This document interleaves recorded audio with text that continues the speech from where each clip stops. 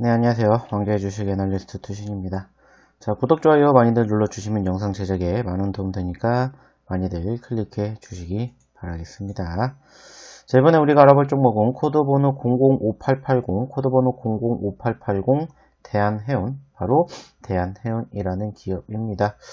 전체적인 포지션을 보시면 아시겠지만 지난 3월달 저점권 1000원대를 형성한 이후에 기술적인 반등이 연출이 되었지만 그 이후에 사실상 1700원대를 기점으로 특별하게 큰 움직임 없이 장기적인 박스권의 흐름을 형성해 주었습니다. 하지만 그 이후 지난 11월달부터 상승폭을 키우기 시작을 하면서 현재 1000원대에서 4000원대까지 상승세를 형성해 주는 포지션이 연출이 되었습니다.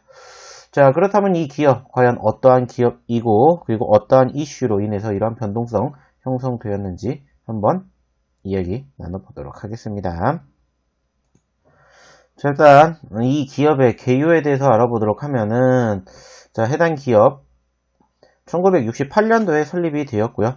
에너지 자원 전문 수송선사로서 주요 사업으로는 철광석, 천연가스, 원유 등의 원재료를 선박으로 운송하는 해상 화물 운송 및 해운 대리점업을 영위하고 있다고 합니다.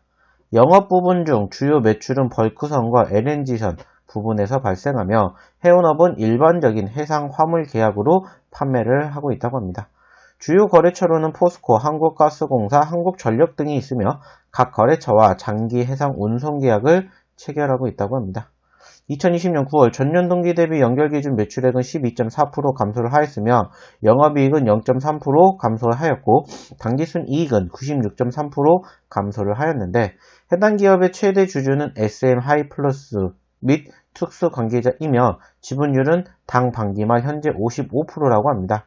해당 기업은 안정적인 전용선 영업 위주의 사업을 지속하며 화물 운송 계약 위주의 부정기선 사업을 추진함으로써 용선 시장의 불확실성과 관련된 위험을 최소화하고 이익을 극대화하려고 노력 중에 있다고 합니다.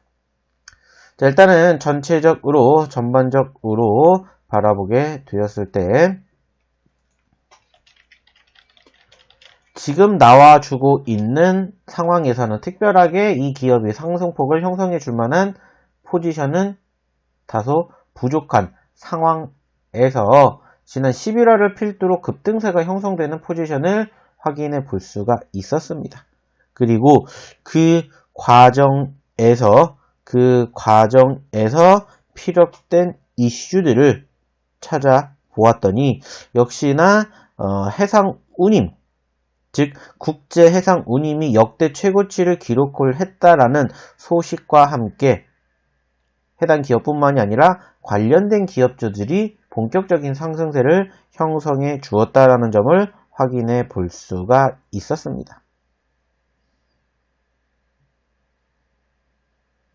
이 국제해상 운임이 지난 2009년 10월 집계 이후에 최고치를 갱신해 주었다라는 뉴스가 나온 이후에 계속해서 고개를 들어주었고 국제교역이 활발해질 것으로 예상이 되면서 해운과 조선업체의 수주 환경이 개선되고 있음을 확인할 수 있는 상황이었고 무엇보다 앞으로에 대한 개선된 실적까지 기대가 된다라고 확인이 되면서 관련주들의 급등세가 연출이 되었다라는 부분들 확인해 볼 수가 있었습니다. 물론 그 이후에 단기적인 급등세가 연출되다 보니까는 어느 정도 좀 과열권에서 좀 쉬어가는 과정들이 형성이 되기도 하였습니다.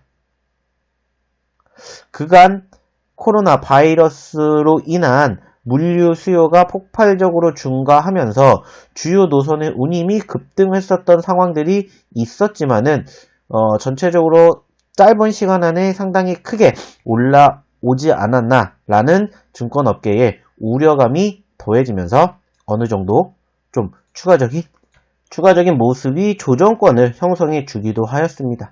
하지만 최근 들어서 다시 한번 급등세가 2021년 들어서 형성되고 있음을 확인해 볼 수가 있었고 무엇보다 현재 시점에서 대한해운 같은 경우에는 벌크선에 대한 운임 지수가 급등을 할 것이다 라는 부분들이 맞물리면서 추가 상승세가 연출되지 않았나 판단해 볼 수 있습니다. 물론 오늘은 어느 정도 기술적 반등에 의한 차익 실현 물량들이 형성이 되었다라고는 합니다만은 전체적으로 포지션 자체가 여전히 긍정적인 수급이 형성되고 있기에 이 종목 보유하고 계신 분들은 아래 연락처로 문자 남겨주시면 이 기업에 대한 추가적인 기술적 분석과 대응책 언급드리도록 할 테니 많이들 참여해 주셨으면 좋겠습니다. 그럼 이상 왕자의 주식 애널리스트 투신이었습니다. 감사합니다.